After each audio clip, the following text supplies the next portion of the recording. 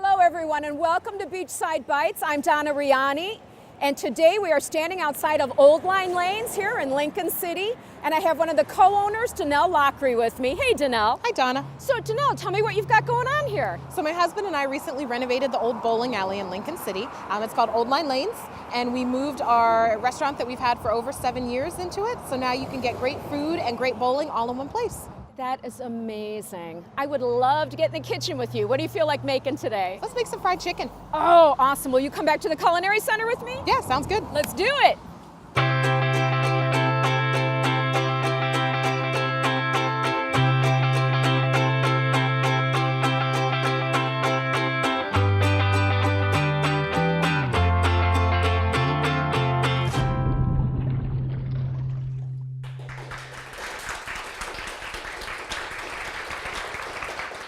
All right, Danelle, thank you so much for coming back to the Culinary Center. Sure thing, and I see you brought somebody with you. I did. This is Ethan, my husband. Hey, Ethan. Hi, Donna. All Thanks for right, having us. I was promised fried chicken. Let's make fried chicken. Let's do it. And if you don't mind, show us some tips and tricks too. Yeah, so what we brought today, we brought some chicken thighs.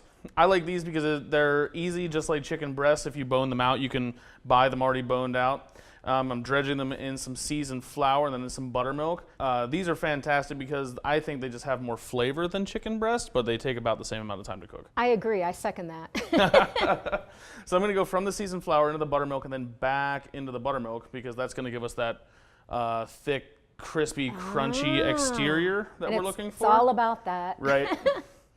And we're going to go into our oil, which we've set already around 360 degrees. So Now, what kind of oil would you use for this? I like any neutral oil. Most of the time we use canola oil because that way you're not really adding flavor from the oil. All right, well, I have to ask you guys, you're already very well known around town. You had a very successful business. Tell us a little bit about that.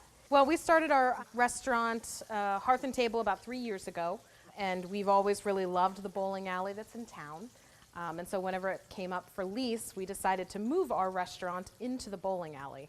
And it's turning out okay so far. We have two separate kitchens at our space in Olde Line Lanes. One's the a la carte kitchen, one's the pizza kitchen. We have a nice large menu of seasonal fare coming through because we get a lot of our produce from local farms. I know, that's what you're known for, and I really admire that. We try to do our best, you know, because there is actually a lot of stuff out here on the Oregon coast. Oregon is an amazing growing environment, and we like to support that as much as possible. It's a kind of a boon to live where we live. Absolutely. Amen. I second that.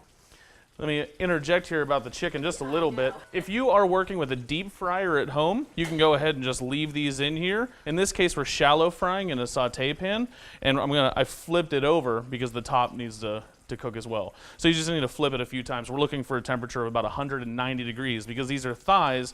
We're not worried about the safe cooking temperature, but the connective tissue in a thigh needs to come to a higher temperature to become juicy and tender. All right, now Ethan, what are you looking for? How do you know it's done? I like to use a meat thermometer, and I want to hit that 190 or just a little bit over.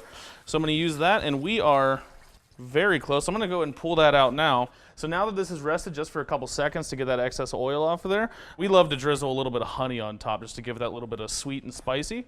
And we've had the honey warming up, so it's going to drizzle quite nice. Because there's nothing better than hot, crispy chicken with shiny, sweet honey on top. That is beautiful. Wow. Okay, well, through the magic of the Culinary Center, we have some chicken already made. We're going to get this ready for our audience. Now, before we wrap it up, does anybody have any questions?